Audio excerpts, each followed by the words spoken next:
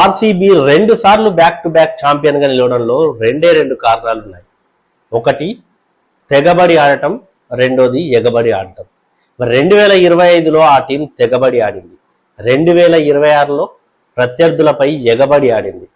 మరి దీనికి బీజం ఎక్కడ పడిందో తెలుసా? ఎప్పుడు పడిందో తెలుసా? 2024లో హైదరాబాద్లోని ఉప్పల్ స్టేడియంలోనే దీనికి బీజం పడింది. మరి ఈ సీజన్లో ఎలా మారింది టీం? గత సీజన్కి ఈ సీజన్కి టీంలో ఎలాంటి మార్పులు జరిగాయి? వాళ్ళ మైండ్ సెట్లో ఎలాంటి మార్పు జరిగింది? కాంబినేషన్స్ ఎలా వర్కౌట్ అయ్యాయి? ఆర్సీబీ ఛాంపియన్ జర్నీ ఎలా జరిగింది ఏంటి? దాని గురించి మాట్లాడుకుందాం. Welcome to Crick my show. నా పేరు డివి రమణ. రాయల్ ఛాలెంజర్స్ బెంగళూరు 17 సీజన్లుగా కప్ కోసం ఎదురు చూసింది. 18వ సీజన్ సాకారం చేసుకుంది. ఇది అందరికీ తెలిసిన విషయమే. కానీ ఈ పరిణామంలో ఈ 17 సీజన్లో ఆర్సీబీ ఫ్యాన్స్ కానివ్వండి, ఆర్సీబీ టీం కానివ్వండి, ఎదుర్కొన్నటువంటి అవమానాలు ఎన్నో ఉన్నాయి. ఎస్పెషల్లీ సోషల్ మీడియా ఉధృతమైన తర్వాత అది మరింత పెరిగింది. 2009, 2011లో, 2016లో ఫైనల్స్ చేరినప్పటికీ కూడా కప్ సాధించలేకపోయింది. ప్రతిసారి వాళ్ళ ఫ్యాన్స్ ఈసారి కప్ నమ్దే అంటూ వాళ్ళ టీంని ఉత్సాహపరిచే వాళ్ళు ఉత్సాహపడేవాళ్ళు, కానీ అయినా ట్రోఫీ దక్కలేదు. సరే, ఇంకా అట్లానే అవమానాలు ఎదుర్కొంటూ వచ్చారు. 2024లో ఆ టీము ఎంత హీన స్థాయికి చేరుకుందంటే తొలి 8 మ్యాచ్ల్లో 7 మ్యాచ్లు ఓడిపోయింది, ఒకే ఒక మ్యాచ్ గెలిచింది. మరి అటువంటి పరిస్థితుల్లో ఆర్సీబీపై విమర్శలు ఇంకా తారస్థాయికి చేరుకున్నాయి. హైదరాబాద్లోని ఉప్పల్ స్టేడియంలో ఎస్ఆర్హెచ్తో మ్యాచ్. అప్పటికే ఎస్ఆర్హెచ్ వాళ్ళ మీద గెలిచి ఉంది. సో రికార్డు స్కోర్ కొట్టింది చిన్నస్వామి స్టేడియంలో, ఆర్సీబీని ఓడించి వచ్చింది అప్పటికే ఎస్ఆర్హెచ్. సో అటువంటి టీంని ఓడించి వాళ్ళ గెలుపుకి బాట వేసుకున్నారు. స్వప్నిల్ సింగ్ మనందరికి గుర్తుండే ఉంటుంది. అతడు టర్న్ చేశాడు ఆ మ్యాచ్ని, తను కీ రోల్ ప్లే చేశాడు. ఆ మ్యాచ్లో ఆర్సీబీ గెలిచింది. ఇక అక్కడి నుంచి వెనుదిరిగి చూడలేదు. వరుసగా మ్యాచ్లు గెలిచింది. చివరి లీగ్ మ్యాచ్ వరకు గెలుచుకుంటూ వచ్చింది. సరే, చివరి లీగ్ మ్యాచ్ అప్పుడు ప్లే ఆఫ్ అవకాశాలు 1% ఉన్నా, ప్రత్యర్థి టీము అంటే కాంపిటేటివ్గా ఉన్నటువంటి టీం ఓడిపోయినా, సో ఇట్లాంటి సమీకరణాలు ఉన్న పరిస్థితుల్లో తెగించి ఆడింది. సో ఇక అప్పుడు అలవాటు చేసుకున్నటువంటి ఆ తెగించి ఆడటం 2025లో కంటిన్యూ చేసింది. 2025లో పరిస్థితులు మారిపోయాయి. కెప్టెన్ మారాడు. ఫాఫ్ డూప్లెసీని రిలీజ్ చేయడంతో మళ్ళీ విరాట్ కోహ్లీని కెప్టెన్ గా చేద్దాము అని అనుకున్నప్పటికీ కూడా, ఒకవేళ ఆలోచన ఉన్నా లేకపోయినా, విరాట్ కోహ్లీ అయితే ముందుగానే చెప్పాడు, నేను సోలోగానే ఉంటాను, అంటే బ్యాటర్ గానే పరిమితం అవుతాను టీంకి అని చెప్పాడు. సో దాంతో రజత్ పటిదారికి కెప్టెన్సీ అప్పగించారు. ఒకవైపు డీకే ఉన్నాడు అక్కడ కోచింగ్ స్టాఫ్ లో, తను కోచ్ అవతారం ఎత్తాడు దినేష్ కార్తిక్. టీంలో కాంబినేషన్స్ మారాయి, కెప్టెన్ మారాడు, కోచ్ మారాడు, పర్సెప్షన్ మారింది. టీం వరుస విజయాలు సాధించింది. ఎప్పుడైతే 2024లో ఫస్ట్ 8 మ్యాచెస్లో ఒకే ఒక్క గెలుపు దక్కిందో వాళ్ళకి, 2025లో ఫస్ట్ 8 మ్యాచెస్లో 5 విజయాలు దక్కాయి. ఆ తర్వాత కూడా వరుసగా గెలిచింది. లాస్ట్లో ఎస్ఆర్హెచ్ చేతిలో ఒకటి ఓడిపోయింది అంతే తప్పితే, అంతకుముందు ఒకటి మ్యాచ్ అబాండెడ్ అయింది వర్షం కారణంగా. ఆ తర్వాత లీగ్లో చివరి మ్యాచ్ గెలిచింది. ఫైనల్లో పంజాబ్ కింగ్స్ పైన కూడా విజయం సాధించి ట్రోఫీని కైవసం చేసుకుంది. ట్రోఫీని దక్కించుకుంది. 18 ఏళ్ల కలని సాకారం చేసుకుంది. ఇక ఛాంపియన్ బిహేవియర్ని అలవాటు చేసుకుంది ఆర్సీబీ. 2026లో డిఫెండింగ్ ఛాంపియన్గా అడుగు పెట్టేటప్పటికి ఇక వాళ్ళ టార్గెట్ ఒకటే, టైటిల్ని డిఫెండ్ చేసుకోవాలి, అగ్రెసివ్గా ఆడాలి. గత సీజన్లో తెగబడి ఆడాము, ఈ సీజన్లో ఎగబడి ఆడాలి, ప్రత్యర్థులపైకి అటాకింగ్ బ్రాండ్ ఆఫ్ క్రికెట్ అనేది ఆడాలి అని డిసైడ్ చేసుకున్నారు. అదే కంటిన్యూ చేశారు. మ్యాచ్ బై మ్యాచ్ గెలుస్తూ వస్తున్నారు. అన్ని టీంలను, మాజీ ఛాంపియన్లను ఓడించారు, అన్ని టీంలను ఓడిస్తూ వచ్చారు. ఈ సీజన్లో కూడా Virat Kohli key role play చేశాడు. అంతకుముందు సీజన్లో 8 హాఫ్ సెంచరీలు చేశాడు, అప్పుడు సెంచరీ లేదు 2025లో. ఈ సీజన్లో ఒక సెంచరీ చేశాడు, 5 హాఫ్ సెంచరీలు చేశాడు, 675 రన్స్ స్కోర్ చేశాడు.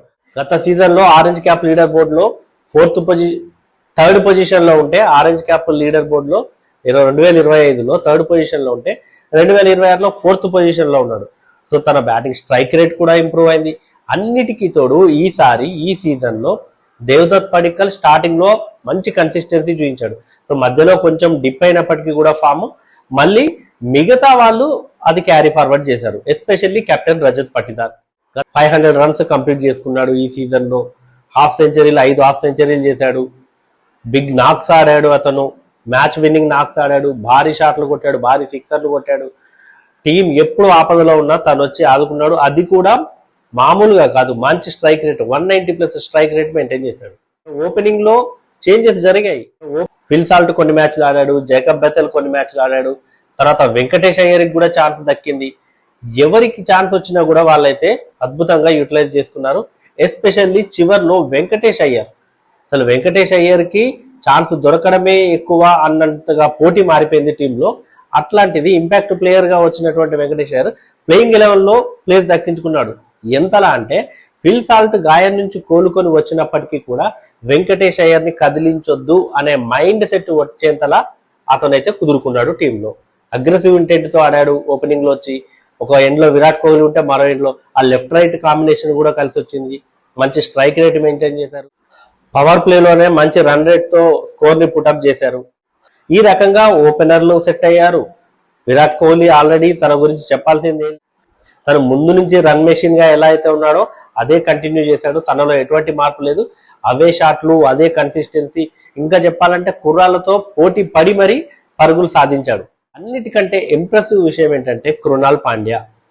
ఏదైనా మిగతా టీమ్స్ కి ఈ టీమ్ కి ఏమైనా చేంజ్ ఉందంటే కృణాల్ పాండ్యా మాత్రం అద్భుతమైన ఫామ్ లో ఉన్నాడు.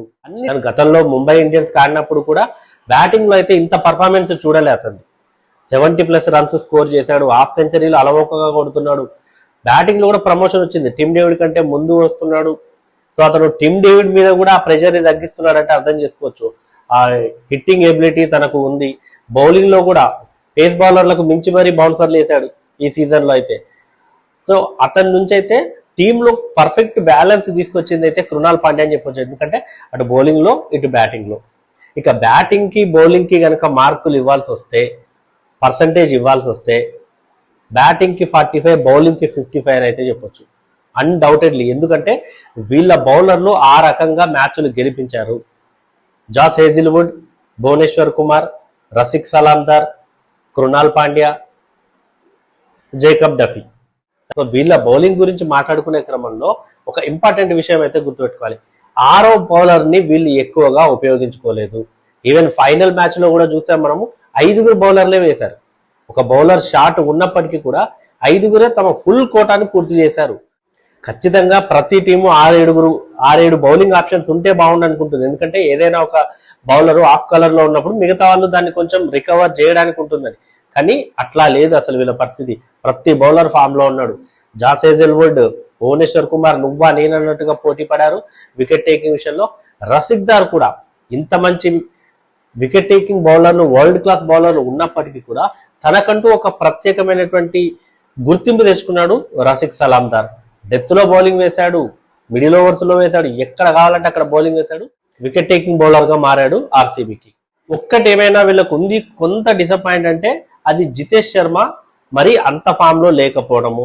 సో తన స్ట్రైక్ రేట్ కూడా అంత బెటర్ గా ఏం లేదు. అయినప్పటికీ కూడా ఆ లోటు ఏమీ కనిపించలేదు ఆర్సీబీలో. 6th బౌలింగ్ ఆప్షన్ లేకపోయినా ఆ లోటు కనిపించలేదు. ఒకరిద్దరు బ్యాటర్లు ఆఫ్ కలర్ లో ఉన్నా కూడా ఆ లోటు కనిపించలేదు. Because of Rajat Patidar and Virat Kohli batting ని చక్కగా బ్యాలెన్స్ చేశారు ఈ ఇద్దరు. ఇంత మంచి కాంబినేషన్ ఉండడం, ఆ అటాకింగ్ ఇంటెంట్ ఉండటం, సో దీంతో వాళ్ళైతే బ్యాక్ టు బ్యాక్ ఛాంపియన్స్ గా నిలిచారు. ఇక నెక్స్ట్ సీజన్ వీళ్ళు కొత్త మోటోతో వస్తారు, అదే hattrick. MS Dhoni and Rohit Sharma back to back 2 ట్రోఫీలు సాధించారు. ఆ లిస్టులో రజత్ పటిదార్ కూడా చేరాడు. కానీ నెక్స్ట్ సీజన్ కనుక ఆర్సీబీ ఇదే ఊపులో వచ్చి హ్యాట్రిక్ కొడితే మాత్రం ఐపీఎల్ లో హ్యాట్రిక్ ట్రోఫీలు సాధించిన ఫస్ట్ కెప్టెన్ అవుతాడు.